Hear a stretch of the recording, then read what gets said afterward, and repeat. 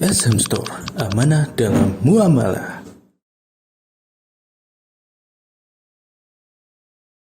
Hal-hal yang sering terjadi di bulan Rajab yaitu perayaan Isra dan Mi'raj, ya.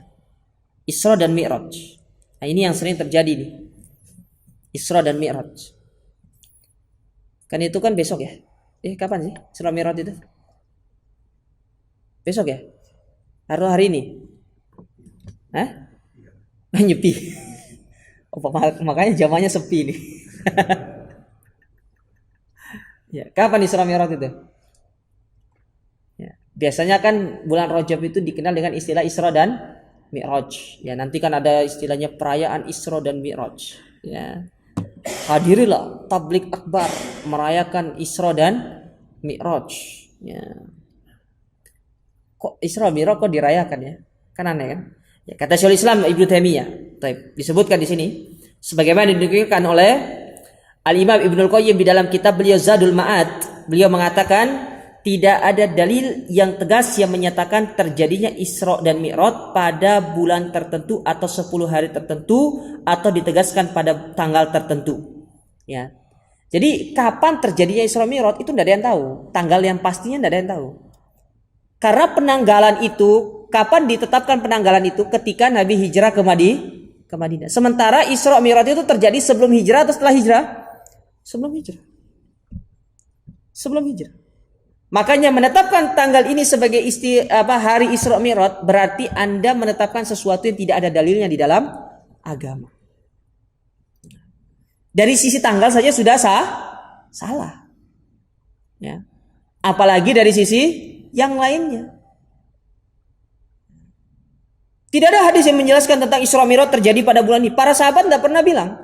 Para ulama pun tidak pernah menyebutkan secara konkret ataupun secara sejarah. Antum coba baca buku sejarah.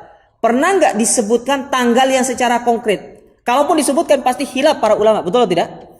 Ya. Seperti masalah Maulid Nabi juga. Kan khilaf para ulama kan? Kapan Nabi itu lahir? Tapi yang sepakatnya bahwasanya Nabi itu meninggal pada tanggal 12 Rabiul Awal. Itu sepakat para ulama. Ya. Sepakat para ulama. Nah, sama seperti Isra Mi'raj ini. Isra Mi'raj itu tanggalnya itu tidak pernah ditetapkan secara jelas, dalilnya tidak ada. Makanya penetapan hari Isra dan Mi'raj tanggal sekian itu tidak ada dalilnya. Namun perlu dipahami para jamaah sekalian, mengagungkan hari Isra Mi'raj, mengagungkan peristiwa Isra Mi'raj itu ditekankan, tapi mengagungkannya bukan seperti yang terjadi di orang-orang Indonesia sekarang melakukan ini itu segala macam. Bagaimana cara kita mengagungkannya? Salah satunya kata para ulama dengan kita melakukan apa yang ada di dalam Isra Mi'raj tadi. Apa sih perintah Isra Mi'raj itu? Melakukan sholat. Betul tidak? Berarti dengan cara antum terus menjaga sholat. Itu tata caranya. Dengan terus kita menjaga sholat, ya. Apalagi menganjurkan sholat kepada keluarga. Itu termasuk salah satu cara kita untuk bagaimana mengagungkan peristiwa Isra dan Mi'raj. Tidak harus antum kumpul di masjid serawat 100 kali, ya. Al-Fatihah 3000 kali sampai subuh. Tidak harus seperti itu, ya. Ini tidak pernah disebutkan. Oleh karenanya kata Imam Ibnu Rajab, beliau mengatakan bahwasanya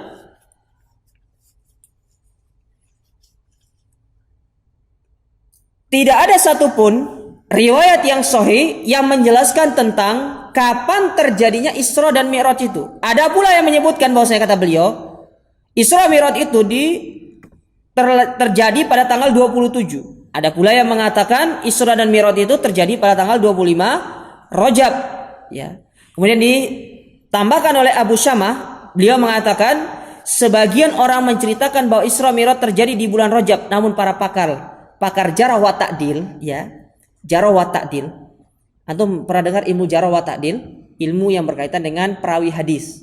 Jadi jarah itu artinya mengkritik. Ta'dil memberikan masukan. Jadi ada kritik terhadap rawi-rawi dan ini berlaku di dalam periwayatan hadis pada zaman dahulu, ya. Dan ini ilmu baru dibekukan ketika zaman Imam Bukhari, kemudian baru ditulis secara permanen di zaman-zaman sekarang itu di dalam buku-buku yang berjudul Jarh wa Ta'dil itu banyak. Kalau antum belajar hadis, ada istilahnya Jarh wa Ta'dil, bagaimana mengkritik rawi. Di antaranya dalam poin-poin Jarh wa Ta'dil itu, seorang rawi tidak akan diterima riwayatnya kalau dia hafalannya tidak kuat. Dalam masalah rawi, dalam masalah hadis, ya, akidah, meskipun akidahnya sahihah, tapi kalau hafalannya kuat itu tidak diterima hadisnya.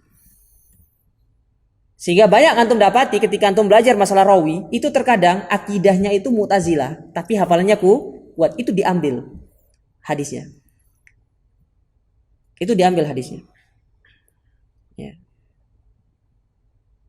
Ada orang ahlu sunnah, tapi hafalannya tidak kuat, tidak diambil hadisnya. Makanya sering kita dapati di dalam masalah seperti rijalul hadis, tentang berbicara sanad-sanad hadis, fulan sikoh, ya kan? Fulan sikoh, fulan sikotun. Nah, itu berkaitan dengan ilmu hadis. Ya. Kata beliau, ya, namun para pakar Jarh wa Ta'dil, pengkritik perawi hadis, menyatakan bahwasanya klaim tersebut adalah suatu kedustaan yang menyebutkan tentang menceritakan tentang acara masalahnya apa? Kapan terjadinya waktu Isra dan Mi'raj tersebut. Nah, ini kaitannya dengan apa? Masalah Isra dan Mi'raj. Terus timbul pertanyaan, bagaimana hukum merayakan Isra dan Mi'raj? Ya. Disebutkan oleh Syekhul Islam Ibnu Taimiyah, tidak dikenal dari ulama kaum muslimin yang menjadikan malam Isra memiliki keutamaan dari malam lainnya, lebih dari malam Lailatul Qadar. Artinya di sini Syekhul Islam menyebutkan tidak ada satu dalil pun yang menunjukkan seorang itu harus merayakan malam Isra dan Mi'raj. Tidak ada. Apalagi sampai menganggap malam Isra dan Mi'raj itu lebih mulia daripada malam Lailatul Qadar. Ini tidak ada dalilnya.